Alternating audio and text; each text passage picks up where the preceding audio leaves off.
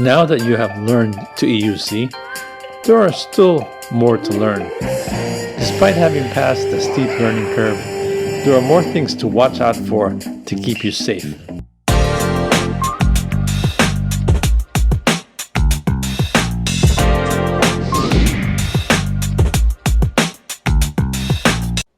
From my over 5 years of EUC writing, group rides, and talks with other seasoned writers, and countless EUC posts, I will list the most common writer errors.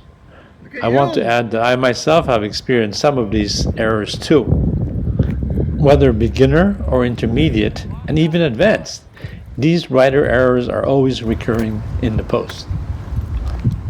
So let's start with them in no particular order. So here's number 1. Not enough gear. I can't stress this enough. You should wear knee pads, elbow pads, wrist guards, and full face helmet. This will save you a trip to the ER. I've seen many people with sports-related injuries, and it is not good. For the few minutes it takes to gear up, it's worth it. Now, if I go maybe 10 to 15 miles per hour, I'll just wear a helmet and wrist guards. Those should be at least the minimum. Unless you have ninja-like skills,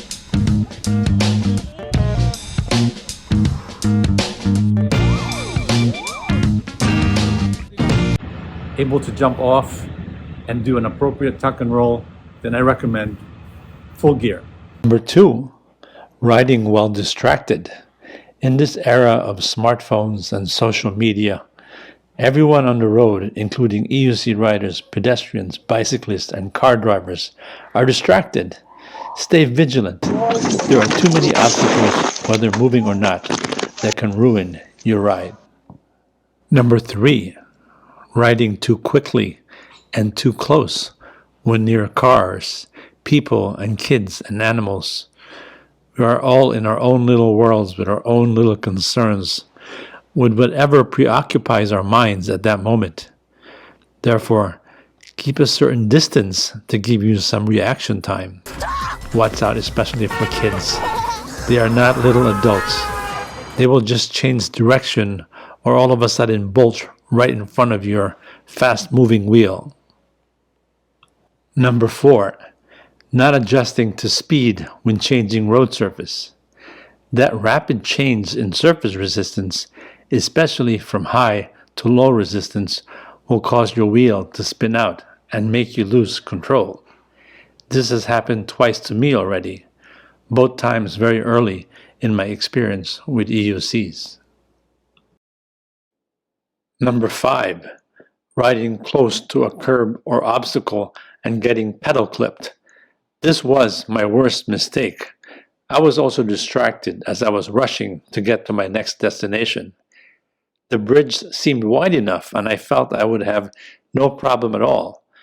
I unfortunately made a turn too wide and I did not realize that the bridge had inner supports which took up part of the path. I fell down hard on my right rib. As I was falling down, I actually had a split second to think to not reach my arm out to prevent wrist fracture. My elbow pads had enough padding to absorb the impact to my right clavicle. Unfortunately, my right ribs took the brunt of the fall, resulting in right fifth rib non-displaced fracture. My ribs were sore, and the most annoying symptom I had was rib pain with coughing. I was concerned my broken ribs might puncture my lungs, so I had chest x-ray done. I was relieved to see that it was just a hairline non-displaced fracture. All I needed was just 6 weeks of rest, as well as pain meds as needed. Number 6, not being visible enough on the road, especially for dark or nighttime riding. Make yourself visible via bright clothes, shining light, reflective gear. Especially now for me, that I prefer seated riding, and now being a smaller moving rider on the road versus standing, I have switched to a more visible color. Number 7, when in group rides and riding too close, keep a safe braking distance between one another.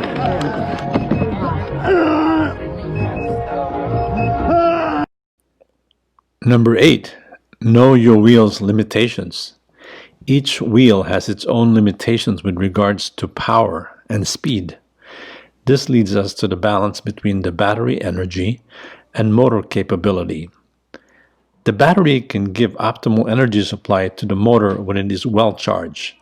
As the energy goes down, the motor's ability to perform is decreased and therefore max speed is decreased.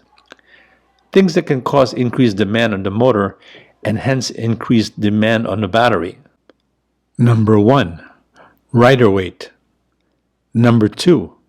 Increased resistance such as wind resistance, and those that can increase rolling resistance such as tire tread and thickness. Incline, low PSI, and increased tire size. These can all increase demand on the motor. Aggressive riding, such as fast riding, rapid acceleration, and braking, these can cause increased demand on the motor, and hence on the battery. So, the more demand on the motor, the more energy is needed from the battery. When the battery level is low and it cannot meet what the motor is asking for, you get power cutout. Therefore, when your battery is, say, 70%, you cannot ride as fast as when it is 100% charged. Another cause for cutout is when you are going at a fast speed and you hit a pothole. While you are in midair and slightly tilted forwards, that could be enough to reach the max speed, resulting in cutout. This is similar to the lift test when you have a cutout. The cutout is more likely when the battery level is low. Another scenario is the overlean cutout, when one is already riding close to max speed of the wheel, and even if the battery supply is high, the overleaning to accelerate cannot be equaled anymore by the motor to keep the rider upright. When it gets to that point, the cutout occurs to keep from frying the wheel. Therefore, listen to the warning beeps or turn on tilt back. Respect the beeps. Number 9. Respect the battery and how it works. Never charge your wheel unattended. A compromised battery pack can lead to fire. How do they get compromised? Shoddy upgrade by inexperienced third-party sellers, bad battery pack, bad QC, bad crash leading to unnoticed damaged battery pack and then the wheel is fixed cosmetically. Another way a battery pack can be compromised is if it fell in water like a lake or a river. That battery pack is now compromised. Even if you get the electric unicycle started, it is not worth the risk because it is basically a rolling time bomb. It could explode anytime. So just replace it. Don't go downhill with a fully charged battery. Its regenerative capacity when going downhill can lead to an overcharged state, which can lead to a cutout. So if your ride will consist of initial downhill riding, then make sure your wheel is not 100% charged, or at least ride around a couple blocks just to drain out some of that reserve power. Storage of batteries at high temperatures can permanently decrease the life of the cells. Therefore, store your wheels at temps of 0 to 35 Celsius. The cold effect on batteries do not reduce the service life, but it will affect the obtained capacity. Therefore, be careful riding in cold weather because the range will not be as long.